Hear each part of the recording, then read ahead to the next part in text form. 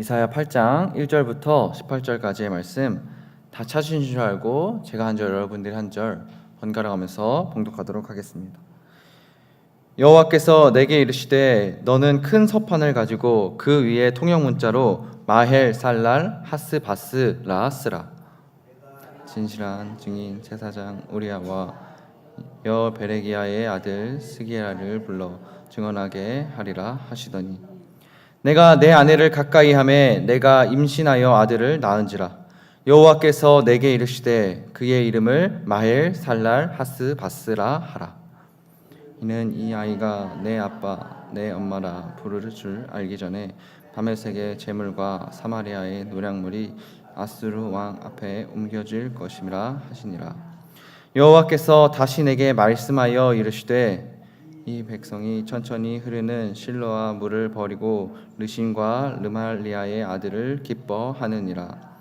그러므로 주 내가 흉용하고 창일한 큰 하수 곧 아수르 왕과 그의 모든 위력으로 그들을 뒤덮을 것이라.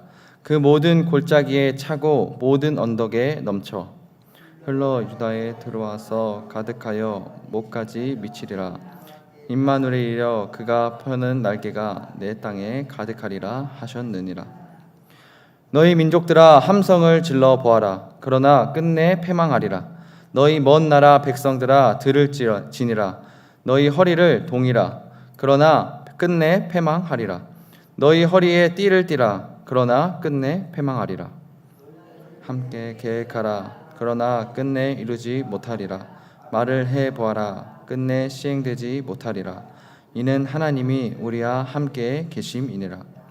여호와께서 강한 손으로 내게 알려주시며 이 백성의 길로 가지 말 것을 내게 깨우쳐 이르시되 이 백성이 반역자가 있다고 말하여도 너희는 그 모든 말을 따라 반역자가 있다고 하지 말며 그들이 두려워하는 것을 너희가 두려워하지 말며 놀라지 말고 만군의 여호와 그를 너희가 거룩하다 하고 그를 너희가 두려워하며 무서워할 자로 삼으라. 형소가 되시리라.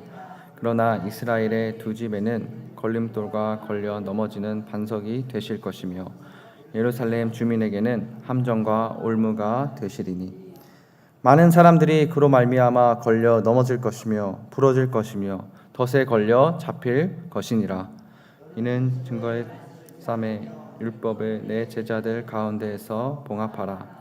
이제 야곱의 집에 대하여 얼굴을 가리시는 여호와를 나는 기다리며 그를 바라보리라. 함께 읽겠습니다. 보라 나와 및 여호와께서 내게 주신 자녀들이 이스라엘 중에 징조와 예표가 되었나니 이는 시온산에 계신 만군의 여호와께서 말미암은 것이니라. 아멘. 네, 오늘은 이사야서 8장 1절부터 18절까지의 말씀으로 두려운 시대 속에서라는 제목으로 이 시간 함께 은혜 나누기를 소망합니다. 오늘 함께 읽었던 이 본문의 배경 말씀을 먼저 배경을 살펴보면 당시 유다는 정말 두려운 상황에 지금 놓여져 있습니다. 북이스라엘과 그리고 아람이 유다를 위협하고 있는 상황이었다는 것이죠. 나라가 흔들리고 백성은 불안해하고 그리고 왕은 이 정치적인 계산을 하고 있었다는 것입니다. 이러한 상황 속에서 유다 왕 아하스는 하나님을 의지하기보다는 강대국인 그 아수르를 의지하려고 했습니다. 그래서 그 아수르의 힘을 빌리면 당장 위기를 어떻게 보면 모면하고 해결할 수 있는 것처럼 보였다는 것이죠. 그런데 하나님께서는 오늘의 말씀을 통해서 이사야를 통해 말씀하십니다. 너희가 하나님을 의지하지 않고 세상의 큰 힘을 의지하면 결국 그 세상의 큰 힘이 너희를 집어삼키게 될 것이다. 그러므로 오늘 본문에서 말씀하는 것은 단순히 두려워하지 말라라는 말씀이 아닙니다. 성경은 우리의 두려움을 무조건 부정하지 않습니다. 우리는 두려울 때가 있고 삶이 흔들릴 때가 있고 상황이 보이지 않을 그 감당할 수 없는 힘에 서면 우리는 어쩔 수 없이 두렵습니다. 그런데 오늘 본문에서 묻는 것은 어떠한 것이냐면요. 우리가 지금 가장 무엇을 두려워하고 있는지, 우리가 그 두려움 속에서 지금 무엇을 의지하고 있는지, 그것을 오늘 본문의 말씀을 통해서 묻고 있다는 것이죠. 그러므로 그렇게 두려웠던 그 이사야의 말씀 속에 있던 그 시대를 살아가는 자들에게 하신 말씀이 지금 이 시대도 두려움 속에 살아가고 있는 시대가 아니겠습니까? 지금 이 시대를 살아가고 있는 우리에게 사람의 상황과 세상의 힘을 가장 크게 두려워하던 마음이 거룩하신 하나님을 경외하는 마음으로 바뀌어가는 오늘의 말씀이 되기를 이 시간 간절히 소망합니다. 본문의 말씀 1절부터 4절까지의 말씀을 보면 하나님께서 이사야에게 특별한 일을 명령하십니다. 그게 어떠한 일이었냐면 큰 서판을 가져다가 그 위에 마헬, 살랄, 하스, 바스라고 쓰라고 명령하십니다. 그리고 그 이후에 이사야의 아들이 태어났을 때 그 아이의 이름도 똑같이 마헬, 살랄, 하스, 바스라고 부르게 하십니다. 발음하기도 참 어려운 이름인데 이 이름의 뜻이 무엇이냐면 노략이 빠르다, 그리고 약탈이 곧 올 것이다, 속히 올 것이다 라는 의미를 가지고 있는 뜻입니다. 쉽게 말하면 심판이 그들에게 빠르게 다가오고 있다 라는 것을 서면에 쓰고 돌판에 쓰고, 그리고 그 이사야의 아이의 이름을 마헬, 살랄, 하스, 바스라고 짓게 하셨습니다. 하나님께서는 그 이사야의 아들의 이름을 통해서 당시 유다 백성에게 메시지를 지금 보여주고 계시다는 것이죠. 아이의 이름 자체가 하나님의 경고가 된 것입니다. 그리고 4절의 말씀을 보면 그 아이가 내 아빠, 내 엄마, 쉽게 말해서 아빠 엄마라고 말하기도 전에 다메섹의 재물과 사마리아의 노략물이 아수르 앞에 옮겨질 것이다 라고 말씀하십니다. 이 다메섹은 그 유다가 두려워했던 아람의 수도이고 사마리아는 북이스라엘의 수도였습니다. 즉 유다를 위협하던 아람과 그 북이스라엘은 곧 아수르에 의해 무너질 것이다 라는 말씀이라는 것이죠. 근데 이 말씀만 들으면 유다 사람들은 이렇게 해석할 수가 있다는 것이죠. 그렇다면 아수르가 우리를 구해주는 것이 아닌가? 아수르가 아람과 북이스라엘을 무너뜨려 줄 것이니까 우리가 아수르만 의지하면 살 수 있겠구나. 실제로 당시 유다 왕인 아하스는 그 하나님을 의지하기보다 아수르의 힘을 의지하려고 했다는 것이죠. 눈앞의 위협을 막기 위해서 더 큰 세상의 힘을 붙들려고 한 모습을 보여주게 됩니다. 그런데 5절부터 8절까지의 말씀은 하나님께서 전혀 다른 말씀을 하십니다. 이 시간 6절의 말씀을 저희가 함께 읽어보도록 하겠습니다. 이사야 8장 6절 말씀 함께 읽겠습니다. 시작. 이 백성이 천천히 흐르는 실로아 물을 버리고 르신과 르말리아의 아들을 기뻐하느니라. 아멘. 여기서 실로아의 물이라는 것은 예루살렘 안에 흐르던 조용히 흐르던 물입니다. 크고 웅장한 강이 아니라 그냥 잔잔하고 작아 보이는 그 안에 있던 물이 실로아의 물입니다. 하지만 그 물은 예루살렘에 생명을 공급하는 물이었습니다. 이 본문에서 실로아의 잔잔한 물은 상징적으로 보여주는 말씀인데 어떠한 것을 보여주고 있냐면 하나님께서 주시는 조용하고 신실한 보호를 비유해서 보여줍니다. 하나님이 주시는 은혜는 때로는 세상의 큰 힘처럼 화려해 보이지 않을 수가 있습니다. 하나님의 다스림은 요란스럽지 않으시다는 것이죠. 하나님의 방법은 사람의 눈에 느리게 보일 수도 있지만 그러나 그것은 결국 우리에게 생명을 가져다 주는 물이라는 것이죠. 하나님의 백성을 살리는 물이라는 말씀입니다. 그런데 말씀을 계속해서 보면 유다는 그 잔잔한 실로아의 물을 버립니다. 잔잔하게 있던 물처럼 하나님을 의지하는 길은 어떻게 보면 그들에게는 약해 보였고 아수르 같은 강대국의 힘은 커 보였습니다. 그래서 그들은 하나님보다 세상의 강한 힘을 더 크게 의지하였다는 것이죠. 이에 대해서 하나님께서는 7절의 말씀을 통해서 말씀하십니다. 7절도 함께 읽어보도록 하겠습니다. 시작. 그러므로 주 내가 흉용하고 창일한 큰 하수 곧 아수르 왕과 그의 모든 위력으로 그들을 뒤덮을 것이라. 그 모든 골짜기에 차고 모든 언덕에 넘쳐. 아멘. 이 말씀도 비유의 말씀입니다. 앞에 잔잔한 실로아의 물이 나왔다면 이번에 아수르를 흉흉하고 창일한 큰 하수로 비유해서 말씀하십니다. 큰 강물이 넘쳐 흘러서 모든 것을 덮는 장면입니다. 유다는 아수르를 도움으로 생각했지만 하나님은 그 아수르가 오히려 유다를 덮치는 심판의 도구가 될 것이다 라고 말씀하고 계신다는 것이죠. 이것이 하나님보다 더 의지하려는 세상의 힘이 결국 우리를 삼켜버리는 모습을 보게 된다는 것입니다. 물론 처음에는 도움이 되는 것처럼 보입니다. 처음에는 안전한 것처럼 보입니다. 그런데 하나님보다 내가 그것을 더 의지하기 시작하는 그 순간부터 그것이 우리를 붙잡고 지배하게 된다는 것이죠. 이것이 바로 지금 이 상황, 유다의 문제였습니다. 두려운 상황이 문제의 시작이었지만 더 깊은 문제는 그 두려움 속에서 하나님을 버리고 결국 그 아수르라는 다른 힘을 붙들어 버린 것이죠. 잔잔한 실로아의 물을 버리고 넘쳐 흐르는 그 큰 강물을 붙든 것입니다. 제가 아까 드렸던 질문이 있었죠. 우리는 두려울 때 무엇을 붙드십니까? 마음이 불안할 때 어디로 먼저 달려갑니까? 우리가 하나님께 엎드리기보다 어떻게 보면 이 세상의 안전장치를 먼저 찾을 때가 있다는 것이죠. 하나님의 길은 때로 천천히 흐르는 실로아의 물처럼 느려 보입니다. 조용하고 또 어떻게 보면 약해 보입니다. 그러나 그 길은 생명의 길이라는 것이죠. 반대로 세상의 힘은 커 보입니다. 빠르게 해결해 줄 것 같고 나 대신 많은 것을 해결해 줄 것 같아 보이지만 그것이 하나님을 대신하는 순간 결국 그 생각과 그 힘이 우리의 마음을 삼켜버립니다. 그러므로 우리는 이 두려운 시대에 물어야 한다는 것이죠.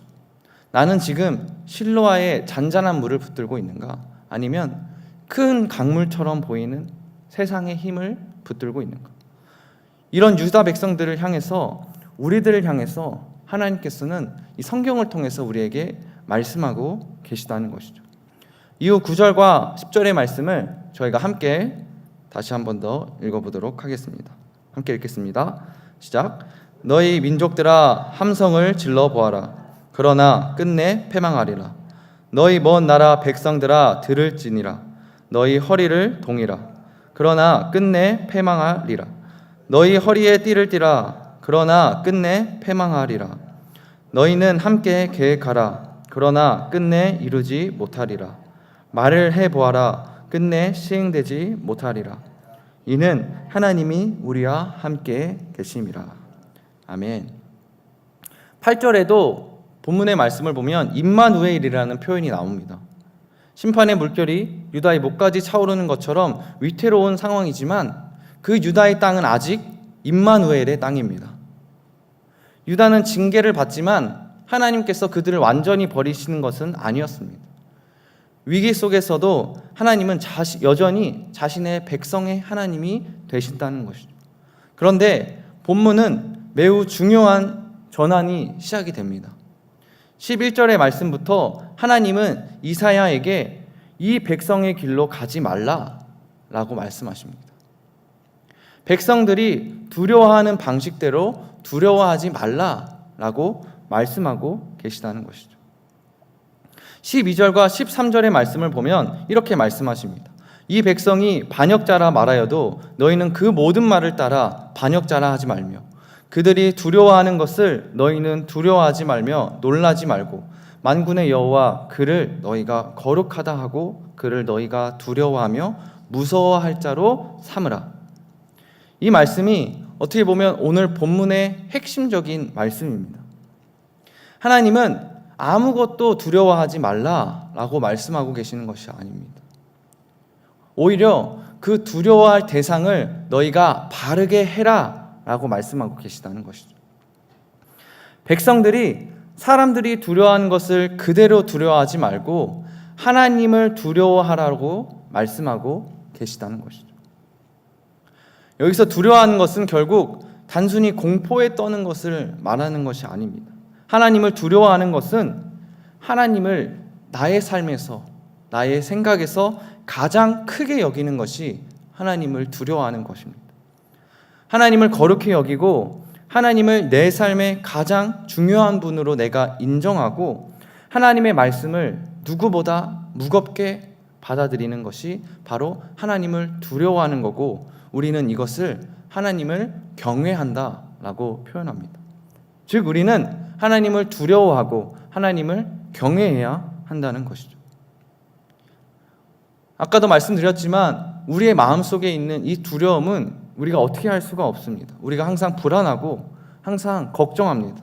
마음이 떨릴 때가 있습니다. 그러나 하나님을 경외하는 사람은, 하나님을 두려워하는 사람은 세상이 두려워하는 것을 그대로 따라 두려워하지 않는다는 것입니다. 그렇게 하나님은 말씀하십니다. 그들이 두려워하는 것을 너희가 두려워하지 말라. 만군의 여호와 그를 거룩하다 하라. 그 여호와를 두려워하라라고 말씀하고 계시다는 것이죠. 이후에 본문 14절과 15절은 하나님을 어떻게 대하느냐에 따라 하나님이 다르게 경험된다라고 표현하십니다. 14절과 15절의 말씀을 저희가 함께 읽어보도록 하겠습니다. 시작. 그가 성소가 되시리라. 그러나 이스라엘의 두 집에는 걸림돌과 걸려 넘어지는 반석이 되실 것이며 예루살렘 주민에게는 올무가 되시리니 많은 사람들이 그로 말미암아 걸려 넘어질 것이며 부러질 것이며 덫에 걸려 잡힐 것이니라. 아멘. 하나님을 믿는 자에게는 하나님은 성소가 되십니다. 성소는 하나님이 임재하시는 곳이죠. 피난처이자 우리가 예배하는 자리이며 하나님을 만나는 자리입니다. 하나님을 경외하고 두려워하고 의지하는 자에게는 하나님은 성소가 되십니다. 위기 속에서도 피할 곳이 되어주신다는 것이죠. 그러나 하나님을 거역하고 자신의 길을 고집하는 사람에게는 하나님은 걸림돌이 됩니다.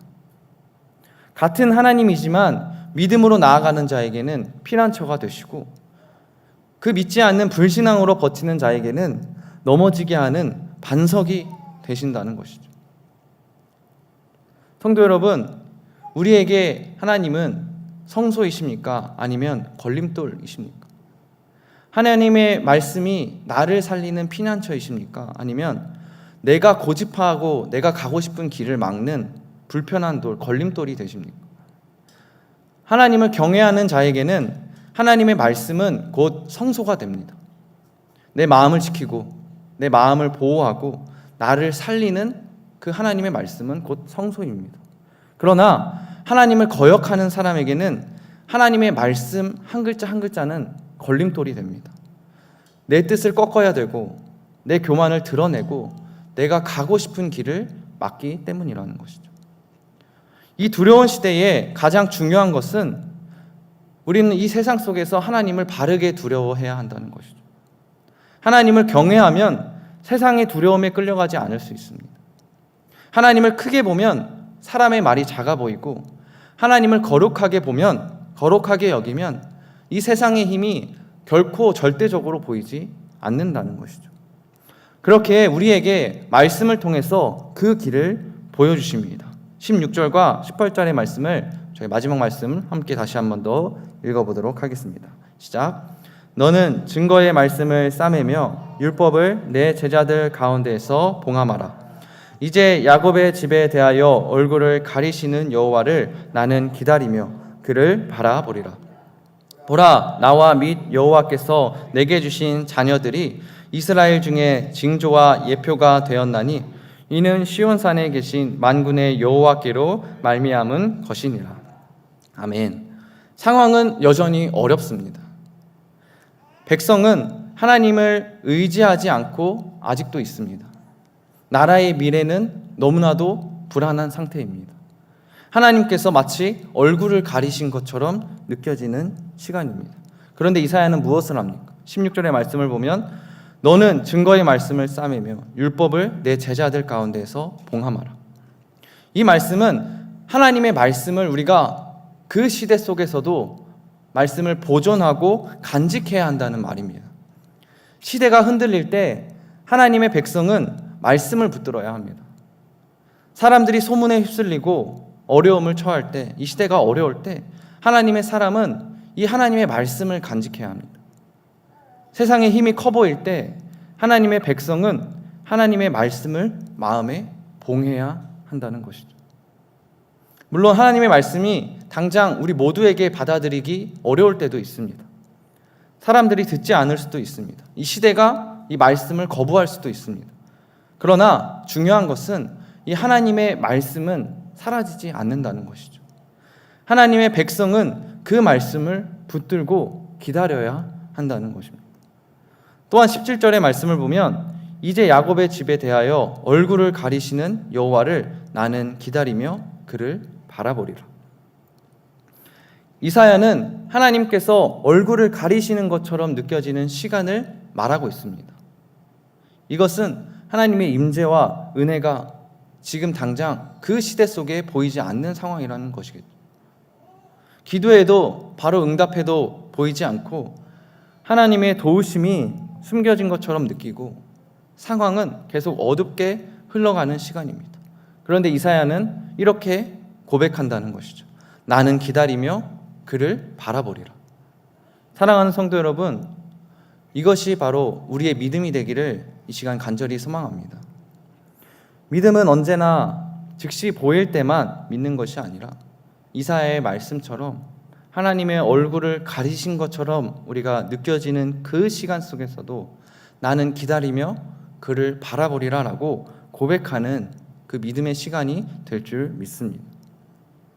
지금 당장 이해되지 않아도 하나님의 말씀을 붙드는 것, 응답이 늦어지는 것 같아도 우리가 하나님을 바라보는 것, 그것이 바로 참된 믿음일 줄 우리가 믿습니다. 그렇기 때문에 마지막으로 18절에서 이사야는 말합니다. 보라, 나와 및 여호와께서 내게 주신 자녀들이 이스라엘 중에 징조와 예표가 되었나니 이는 시온산에 계신 만군의 여호와께로 말미암은 것이니라. 결국 이사야와 그 자녀들은 하나님의 표징이 되었습니다. 앞서 말씀에서 나온 마헬, 살랄, 하스바스라는 그 이름과 그 뜻이 그 이름 자체가 하나님의 메시지였고 이사야의 삶 자체도 그 시대를 향한 하나님의 증거가 되었다는 것이죠. 이것은 선지자의 삶이 말씀과 전혀 분리되지 않았다는 삶을 살았다는 것입니다. 말씀을 전했을 뿐인데 자신의 삶과 가정까지 하나님의 말씀의 표징으로 드렸다는 것이죠. 말씀을 맺겠습니다. 오늘 이사야 8장 1절부터 18절까지의 말씀은 우리에게 하나의 질문을 던집니다. 우리는 지금 이 두려운 시대 속에서 무엇을 의지하고 있으십니까?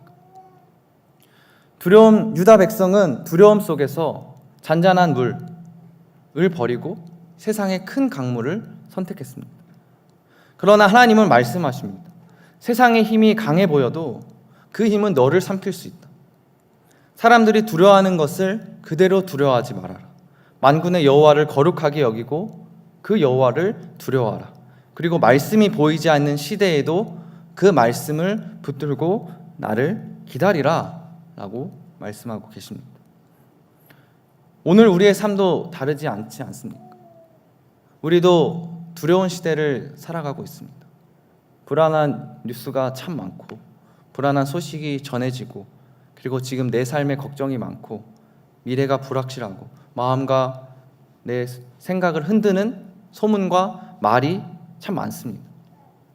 그럴 때 우리는 무엇을 붙들어야 합니까? 실로아의 물처럼 조용하지만 늘 옆에 계신 신실하신 그 하나님을 붙드시기를 간절히 소망합니다. 세상의 두려움을 그냥 그대로 따라가는 것이 아니라 하나님을 거룩하게 여기고 경외해야 합니다. 그리고 하나님의 말씀을 붙드시기를 소망합니다. 하나님의 얼굴이 가리는 것처럼 느껴지는 시간에도 우리가 이사야의 고백처럼 그것을 기다리며 바라보기를 이 시간 간절히 소망합니다. 우리는 분명히 두려운 시대 속에 살아가고 있습니다. 하지만 그 두려움의 방향을 바꿔 세상이 아니라 하나님을 바라보시기를 소망합니다. 세상의 힘이 아니라 하나님의 말씀을 붙드시기를 소망합니다. 그리고 조급함이 아니라 기다림으로 우리가 그 말씀과 믿음을 지킬 때 분명히 하나님께서 우리의 성소가 되시고 우리의 피난처가 되시고 우리의 삶을 붙들어 주실 줄을 시간 간절히 믿고 또 소망하며 나아가기를 기도합니다.